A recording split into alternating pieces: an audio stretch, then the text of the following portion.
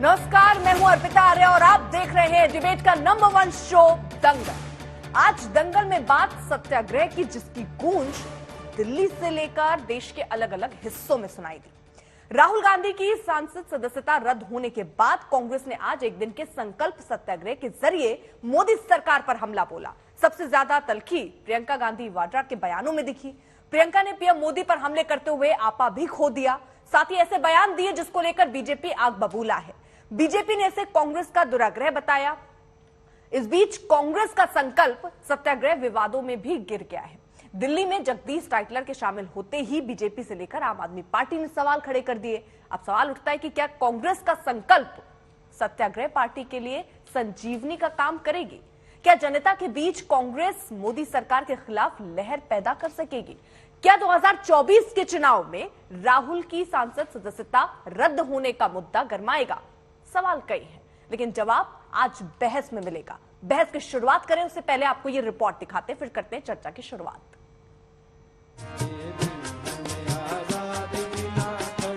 भगवान राम को वनवास में भेजा गया। उन्होंने अपने परिवार, अपनी धरती के प्रति अपना धर्म निभाया। क्या भगवान राम परिवारवादी थे? लगा दो केस मुझ पर, जेल ले जाओ मुझे भी, लेकिन सच्चाई ये है कि इस देश का प्रधानमंत्री कायर है। राहुल गांधी की संसद सदस्यता गई तो कांग्रेस का सत्याग्रह शुरू हो गया। सत्य के मार्ग पर चलने के लिए कांग्रेस ने बापू की समाधि राजघाट का सहारा लिया। इस बार माइक प्रियंका गांधी ने संभाला और पीएम मोदी के खिलाफ मोर्चा खोल दिया। लगा दो केस मुझ पर, लगा दो केस मुझ पर, जेल ले जाओ मुझे भी, लेकिन सच्चाई ये है कि इस देश का प्रधानमंत्री कायर है। सबसे बड़े जो शिक्षा के संस्थान है वहां से पढ़ के आए हैं। हार्वर्ड और कैम्ब्रिज की उनकी डिग्री है। कैम्ब्रिज से उन्होंने इकोनॉमिक्स में मास्टर्स डिग्री, एमफिल डिग्री उनको मिली। आप उसको पप्पू बनाते हैं। प्रियंका के तेवर तल्ख दिखे। प्रियंका अपने परिवार पर हो रहे हमले का जवाब देने के लिए त्रेता युग पहुंच गई। भगवान राम से तुलना कर डाली। भगवान राम को वनवास में भेजा गया। उन्होंने अपने परिवार, अपनी धरती के प्रति अपना धर्म निभाया। क्या भगवान राम परिवारवादी थे? गांधी परिवार ने पीएम को घेरा तो मोदी सरकार के मंत्रियों से लेकर सीएम तक ने अंगद की तरह पैर जमा दिया। तो विपरीत परिस्थितियों में भी भारत की सीमाओं की रक्षा कर रहे हैं। उन जवानों के प्रति भी सम्मान का भाव जिस नागरिक के मन में नहीं, वह सत्याग्रह की अगर बात करे तो ये अपने आप में इससे बड़ी विडंबना और क्या हो सकती है? नाखून कटा करके शहीद होना अगर कोई सीखे तो कांग्रेस से सीखे। ये राहुल गांधी किसको लेके सत्याग्रह कर रहे हैं? हालांकि कांग्रेस की जुबान पर एक ही सवाल है कि आखिर राहुल गांधी को संसद के अयोग्य क्यों घोषित किया गया? इसके लिए कांग्रेस के अध्यक्ष मल्लिकार्जुन खड़गे ने मोदी सरकार को ललकारा। भारत जोड़ो यात्रा को डर के ही ये सब फैसले हो रहे हैं। ये जो हो रहे हैं फैसले इसीलिए क्योंकि वो अगर पार्लियामेंट में रहे तो अदानी का इश्यू उठाएंगे। देश को बचाने के लिए, आजादी को बचाने के लिए, डेमोक्रेसी को बचाने के लिए, संविधान को बचाने के लिए, फ्रीडम ऑफ स्पीच और एक्सप्रेशन को बचाने के लिए जो कुछ भी कुर्बानी देना है हम देते रहेंगे, लड़ते रहेंगे, उसकी रक्षा करेंगे। सत्याग्रह और सियासत के इस खेल में ट्विस्ट तब आया जब सिख दंगों के आरोपी जगदीश टाइटलर भी सत्याग्रह में दिखाई दिए। आम आदमी पार्टी ने भी जगदीश टाइटलर को लेकर कांग्रेस को आईना दिखाया कि कांग्रेस को इस बात को समझना चाहिए कि 1984 के दंगे हों या कोई ऐसे मामले हों जिसमें कांग्रेस को हमेशा से दोषी बनाया गया, माना गया, ऐसे मामलों में जो लोग दूसरों की भावना को आहत करते हैं, सिख समुदाय की भावना को आहत करते हैं, ऐसे लोगों को किनारा करने में कांग्रेस को जरा भी देरी जो है नहीं करनी चाहिए।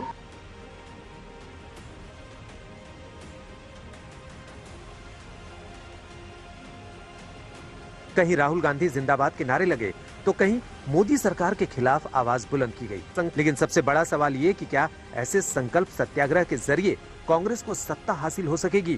क्या कांग्रेस देश का मूड अपने पक्ष में बदल सकेगी? पटना से रोहित सिंह, दिल्ली से हिमांशु मिश्रा और आशुतोष मिश्रा के साथ आज तक ब्यूरो। तो खास मेहमान हमारे साथ इस वक्त चर्चा में जुड़ चुके हैं के शर्मा, प्रवक्ता बीजेपी के इस वक्त हमारे साथ स्टूडियो में मौजूद हैं। अभय दुबे, प्रवक्ता कांग्रेस पार्टी के इस वक्त हमारे साथ हैं। आशुतोष वर्मा, प्रवक्ता समाजवादी पार्टी के हैं। और अरविंद वाजपेयी साहब, प्रवक्ता एलजेपी के हमारे साथ हैं। सबसे पहले अभय दुबे जी, क्योंकि हम प्रेजेंट पे बात करें, जरा पास्ट पर मैं कुछ चीजें समझ लेना चाहती हूँ। इस पूरे मामले में बहुत सारी चीजें कही जा रही हैं, 2 साल की सजा, फिर सदस्यता, ये तो बहुत आगे निकल गए। इसको क्या वहीं पर खत्म नहीं किया जा सकता था अगर माफी मांग ली जाती? अर्पिता जी, राहुल जी ने एक बात साफ कही न्यायालय में कि मैं दया की याचना नहीं करता, माफी नहीं चाहता। लेकिन कब कही? ये भ्रामक दुष्प्रचार भारतीय जनता पार्टी को करना बंद करना चाहिए। जब न्यायाधीश ने सजा का ऐलान कर दिया, उसके बाद पूछा कि आप कुछ कहना चाहते हैं, तब राहुल गांधी जी ने कहा कि न मैं दया की याचना करूंगा, न क्षमा चाहता हूं। किस बात की क्षमा मांग ले? हिंदुस्तान के अंतिम पंक्ति में खड़े हुए लोगों के संसाधनों को लूटकर अगर नीरव मोदी, मेहुल चोकसी, विजय माल्या, संदेशरा बंधु, ऋषि अग्रवाल भारतीय जनता पार्टी की सत्ता की सरपरस्ती में भाग जाएं और उस पर राहुल गांधी जी अपनी आवाज मुखरता से उठाएं, उस बात के लिए माफी मांग ले? किस बात के लिए सदन में राहुल गांधी जी कहें कि 38 शेल कंपनियों से स्टॉक मैनिपुलेशन करके हजारों करोड़ रुपए का घोटाला हिंदुस्तान में किया है, जिसकी जेपीसी की जांच के लिए भी तैयार भारत की सरकार। ठीक है अभय जी, ये बहुत वाजिब चीजें हैं, जो मुद्दे हैं वो तो विपक्ष उठाएगा और वो आपको अधिकार है, उस अधिकार से तो आपको कोई नहीं रोक रहा है। लेकिन जब राजनीतिक दल कोई बयान देते हैं, मैं सिर्फ आपकी बात नहीं कर रही, बीजेपी भी या कोई भी दल, तो एक मर्यादा होती है, उस मर्यादा को क्यों भूल जाते हैं?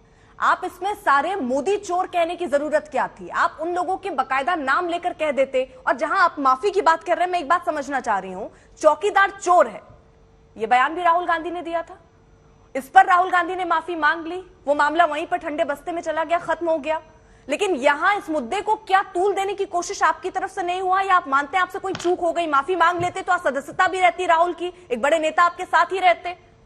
अर्पिता जी, बिल्कुल अलग व्याख्या आप कर रही है। राहुल गांधी जी ने सर्वोच्च अदालत में वो बात कही क्योंकि उन्होंने सर्वोच्च अदालत के संदर्भित विषय पर वो व्याख्या की थी। उन्होंने इस बात के लिए माफी नहीं मांगी। राफेल का मुकदमा उठाकर देख लीजिए, 3-4 पैराग्राफ में गलत तथ्य आजाद भारत के इतिहास में पहली बार हुआ और सरकार स्वयं संशोधन याचिका लेकर सर्वोच्च अदालत गई कि हाँ, इन पैराग्राफ में गलती और बुनियादी गलतियां थी। पेगासिस के केस में भी यही हुआ। सर्वोच्च अदालत ने कहा कि सरकार ने अपेक्षित सहयोग नहीं किया, 5 फोन में ट्रेसेस मिले, इन्फेक्शन मिला है, लेकिन हम नहीं कह सकते क्योंकि सरकार ने सहयोग नहीं किया।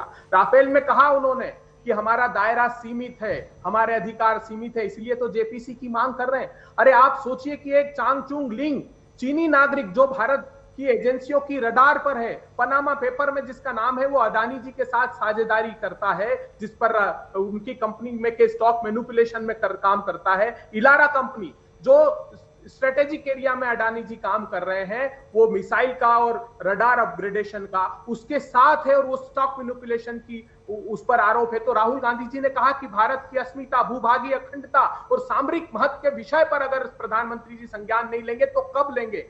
अगर वो कहते हैं कि 2016 से डीआरआई का केस पेंडिंग है, ओवर इनवॉइसिंग करके इंडोनेशिया से कोल मंगाने का अपराध दर्ज है, तो 19 से 23 तक अभी तक कोई कार्रवाई क्यों नहीं होती? 6 एयरपोर्ट अगर अडानी जी को रेगुलेटरी अथॉरिटी, जो एयरपोर्ट अथॉरिटी का एक्ट है 2008, उसको वायलेट करके, मिनिस्ट्री ऑफ इकोनॉमिक अफेयर्स की नाराजगी को दरकिनार करके, नीति आयोग के ऑब्जेक्शन को दरकिनार करके 6 एयरपोर्ट अगर एक को दे दिया। उन्होंने कहा था कि हाई इंटेंसिव कैपिटल इन्वेस्टमेंट है, एक आदमी को 6 एयरपोर्ट नहीं दिए जाने चाहिए, फिर भी अगर दे दिए जाते हैं, उस पर राहुल गांधी जी सवाल खड़ा करते हैं। किस प्रकार एनसीएलटी में रेडियस स्टेट नाम की कंपनी 90% का हेयर कट करके दी जा रही है लोगों को, उस पर राहुल गांधी जी सवाल खड़ा करते हैं। हर्ष गोयनका जी का ट्वीट देख लीजिए, पीएमओ को टैग करके उन्होंने ट्वीट किया। तो ये बात प्रासंगिक सवाल खड़े करेंगे, जो अंतिम पंक्ति में खड़े हुए लोग हैं, उनका पैसा अगर 10-10, 11-11 लाख करोड़ रुपए का घोटाला हुआ तो प्रतिपक्ष को दायित्व भी इस बात का देश की जनता ने दिया है कि आप सत्ता का मार प्रशस्त करिए। मगर सत्ता क्या करती है? राहुल गांधी जी को गद्दार साबित करने की कोशिश करती है। राहुल गांधी जी को मीर जाफर कहा जाता है। सिर्फ उनका दोष इतना है कि वो सरकार को कह रहे हैं कि ये मुखौटा उतारिए और जनता के हितों के लिए काम कीजिए, संसाधनों की लूट करने वालों को प्रश्रय मत दीजिए। ठीक है, अब राहुल गांधी इस प्रक्रिया से लेकिन कोई आपत्ति नहीं, जो हुआ वो सब नियम के तहत ही हुआ ना, उसमें कहीं कोई दिक्कत तो नहीं है ना? किसमें? जो प्रक्रिया हुई, सदस्यता जाना, कोर्ट में ये फैसला आना, वो जो भी प्रक्रियाएं थी उसमें कहीं गलती नहीं है। और दूसरा, राहुल गांधी को कोई दुख नहीं है कि उन्होंने ऐसा बयान दिया। ये दो चीजों पे मैं स्पष्टीकरण चाहती हूँ। मेरी गंभीर आपत्ति इस पर है। हम सर उसकी ऊपर की अदालत में ये बात रखेंगे अर्पिता जी। प्रक्रिया में क्या झोल लगा आपको? मैं एक 10 सेकंड सिर्फ दे दीजिएगा। 16 अप्रैल 19 को याचिका करता जाता है अदालत। 24 जून 2021 को राहुल गांधी जी के बयान होते हैं। वो फिर जाता है दवे साहब की कोर्ट में सूरत में कि फिर से राहुल गांधी जी की हर पेशी पर बयान कराए। ये कोर्ट इनकार कर देती है। वो हाई कोर्ट से स्टे करा लेता है। 11 महीने का स्टे होता है जब तक जज का ट्रांसफर नहीं हो जाता।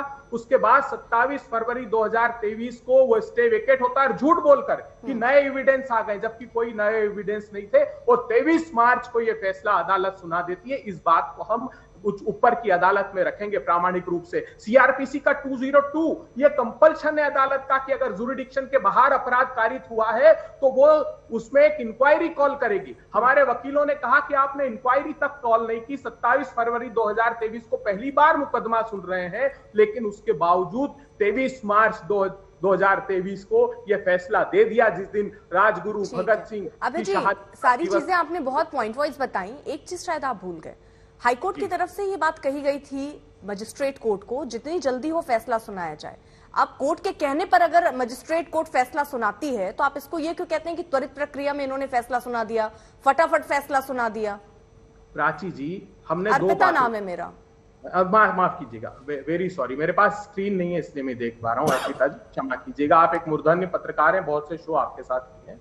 मैं ये बात बताऊं अर्पिता जी कि अदालत के सामने ये बात रखी गई कि आपने सीआरपीसी 202 और ये जज फैसले में लिखा है उन्होंने, और नए एविडेंस प्रोड्यूस हुए।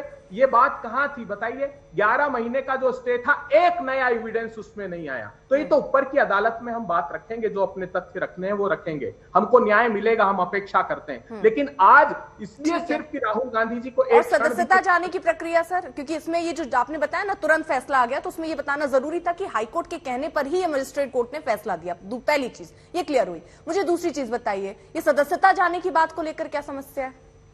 सदस्यता जाने की बात अवैधानिक है।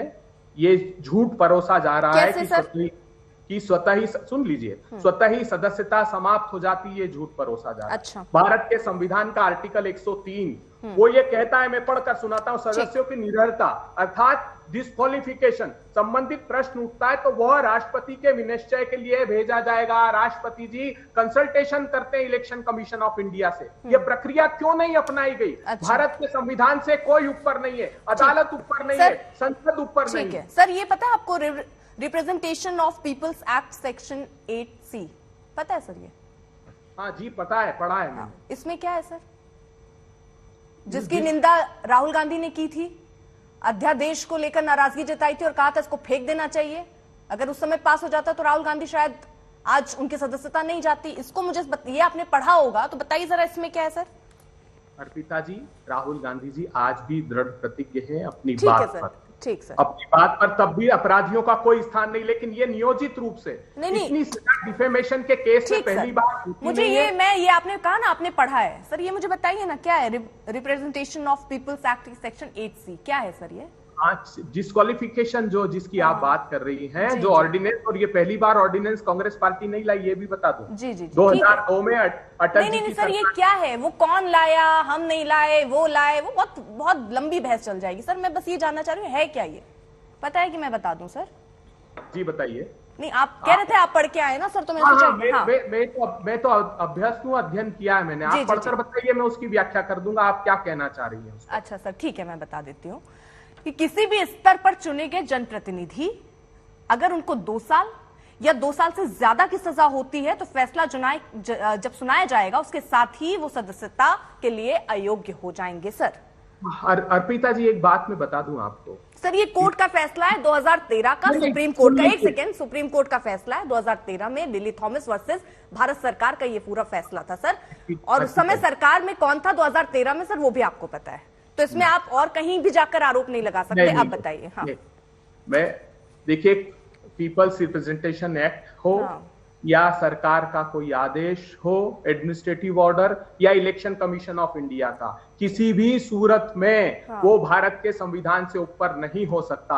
एंड ऑफ द डे इसका निर्णय सर्वोच्च अदालत को करना पड़ेगा कि आर्टिकल 103 सुप्रीम है। इन सारे एस्पेक्ट के बावजूद, चाहे पीपल्स रिप्रेजेंटेशन एक्ट के सेक्शन 8 को आप पढ़ रही हो या सुप्रीम कोर्ट के किसी ऑर्डर का, अबे जी सुन रहे हैं आप क्या कह रहे हैं? आश्चर्य। अबे जी ठीक है, मतलब डिफेंड करने में आप तो, मतलब आज तो आपको पुरस्कार मिलता है अबे जी, जिस तरीके से आपने डिफेंड किया है, मतलब क्या बेहतरीन तरीके से। मतलब सुप्रीम कोर्ट की बात को आप कह रहे हैं सुप्रीम कोर्ट ही आगे तय करेगा, क्या बात की आपने अभय जी, मतलब बहुत बहुत शानदार। अर्पिता जी, आज मैं प्रामाणिक कांग्रेसी के, मेरी एक बात भी गलत हो भविष्य में तो आप याद रखिएगा इस शो को। सर भविष्य की छोड़िए, अभी वर्तमान की बात कीजिए ना। मैं भी याद रखूंगा आर्टिकल 103 किसी भी सर्वोच्च अदालत के, या देखिए सर्वोच्च अदालत भारत के संविधान के दायरे में रहकर फैसला दे सकती है। जब तक ये आर्टिकल चेंज संसद नहीं करती तब तक इस आर्टिकल को सर्व मान्यता मिलेगी। और मुझे बताया गया है अभी कि सुप्रीम कोर्ट में इस प्रकार की कोई पिटीशन भी फाइल हुई है, ये भी बता दूं मैं आपको। सर वही बात है ना, आपको बताया जाता है तो आप उसी पे भरोसा कर लेते हैं। थोड़ा सा अपने खुद की चीजों पर भी भरोसा कीजिए। के शर्मा जी, कई आरोप देखिए बीजेपी पर सीधे तौर पर लग रहे हैं, टाइमिंग्स को लेकर। हर चीज बहुत तरीके से आपकी टाइमिंग्स होती है। अडानी के मुद्दे पर आप कुछ नहीं करना चाहते हैं और इसीलिए विपक्ष को परेशान कर रहे हैं। राहुल गांधी की सदस्यता चली गई, माफी मंगवाना चाह रहे थे आप लोग, नहीं मांगे तो सदस्यता ले ली। इस तरीके के कई गंभीर आरोप हैं आप पे। अर्पिता जी, मुझे भी उसी तरह 10 मिनट दे दीजिएगा क्योंकि बहुत सारे आरोप लगे। हाँ। अडानी के मामले में मैं सिर्फ एक लाइन कहना चाहता हूं, उससे ज्यादा, क्योंकि आज उनको विषय नहीं है। जब ये जो विपक्षी दलों का जो टीम था, ये लोग जब पहली बार उठाए अडानी के मामले को, तो ये डिमांड किया, ये खड़गे साहब हैं और ये खड़गे साहब का जो है बयान है जो इन्होंने प्रेस कॉन्फ्रेंस किया।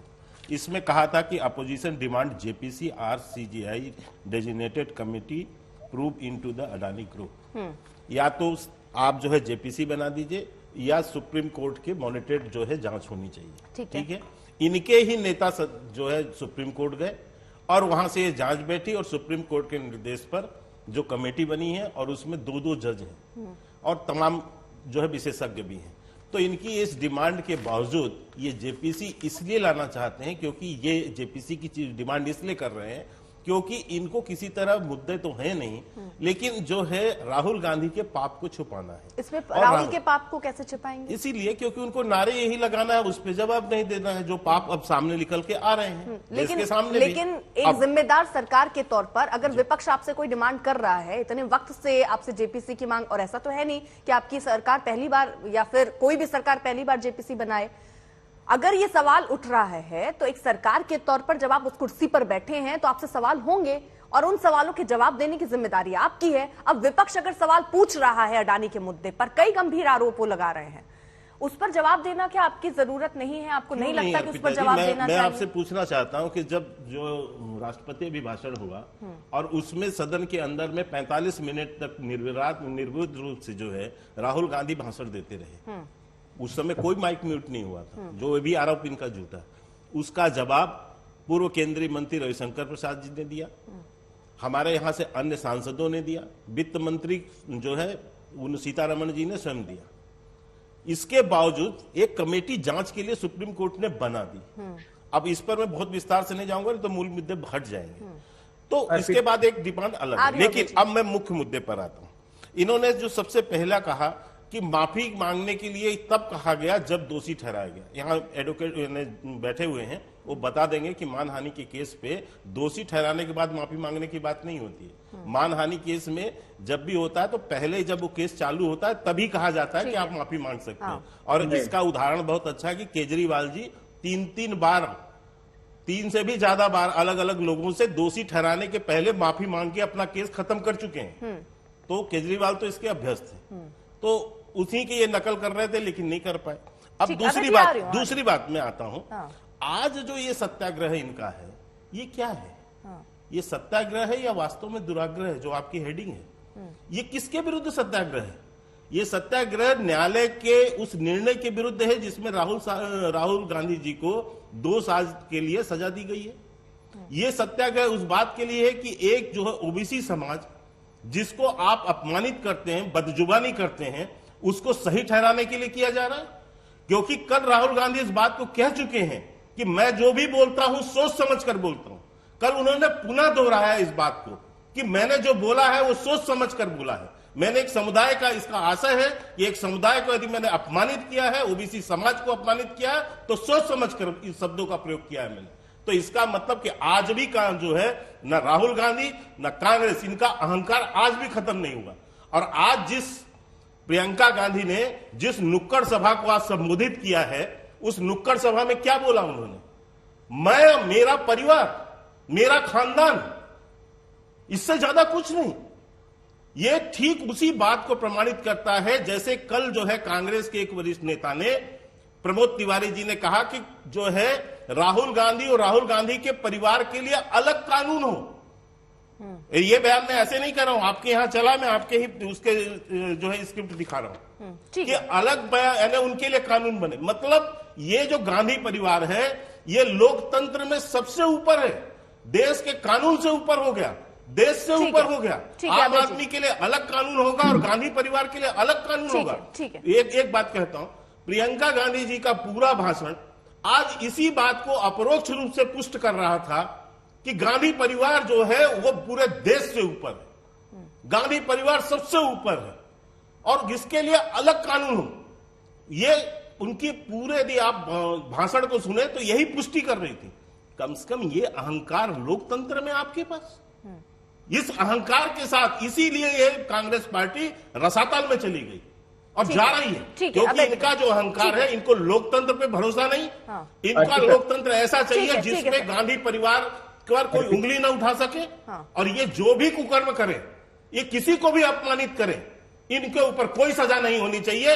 ये जो है पूरे देश से ऊपर रहेंगे। ठीक है। अरे ये लोकतंत्र है, ये लोकतंत्र कांग्रेस की जागीर नहीं, ये कांग्रेसियों को समझ लेना चाहिए। ठीक है, अर्पिता जी जल्दी से। हाँ अर्पिता जी, गांधी परिवार ही नहीं, परंपरा है त्याग और बलिदान की। अपने प्राणों को आहूत करके प्रजातंत्र का जो वटवृक्ष हरा भरा दिखाई दे रहा है, वो उसी की बदौलत है कि हमारे नेताओं ने अपने प्राणों को आहूत किया। ये बार बार परिवारवाद का आरोप लगाते हैं। जानते हैं बुनियाद क्या है सनातन भारत की? भारत उपनिषदों का सूत्र वाक्य है।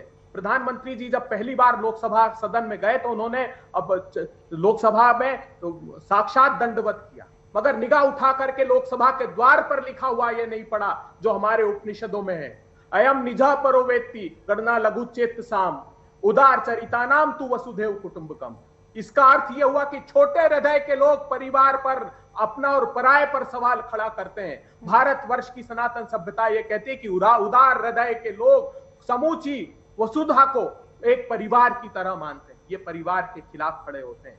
जब हमारे सभ्यता की संहिता और नैतिक मूल्यों के नियंता भगवान प्रभु श्री राम, उनका वचन नहीं था, परिवार की परंपरा थी रघुकुल की, उनके पिता का वचन था, तो वो सत्ता को तज कर वचन की मर्यादा की रक्षा अभय जी ये प्रियंका गांधी जी ने कहने की कोशिश की। तो भारतवर्ष पारिवारिक परंपरा है, जो परिवार को नहीं मानते हैं, नहीं है साहब, इनको गलत फहमी है। भारत का दर्शन वसुधैव कुटुंबकम का दर्शन है, वसुधैव कुटुंबकम का दर्शन है, ये गांधी परिवार का नहीं। ये चर्चा जो है ना, भारत की स्वतंत्रता में केवल गांधी परिवार चर्चा गांधी परिवार पर नहीं है, ये चर्चा गांधी परिवार पर नहीं है। मैं आप दोनों को रोक रही हूँ। नहीं, हम विषय से भटक रहे हैं। ठीक है, तमाम शहीद हुए इस देश के अंदर, नेताजी बहुत हुए, शहीद भगत सिंह हुए, तमाम लोग के नाम लिए जा सकते हैं, लेकिन केवल कांग्रेसियों को जो है भ्रम है कि केवल जो है नेहरू परिवार में और नेहरू जी ने जो स्वतंत्रता दिलाई, इससे बाहर निकलिए, देश के स्वतंत्रता सेनानियों का सम्मान करना सीखिए। और ये परिवारवाद और वंशवाद की राजनीति को इस देश में तिलांजलि दे दी है।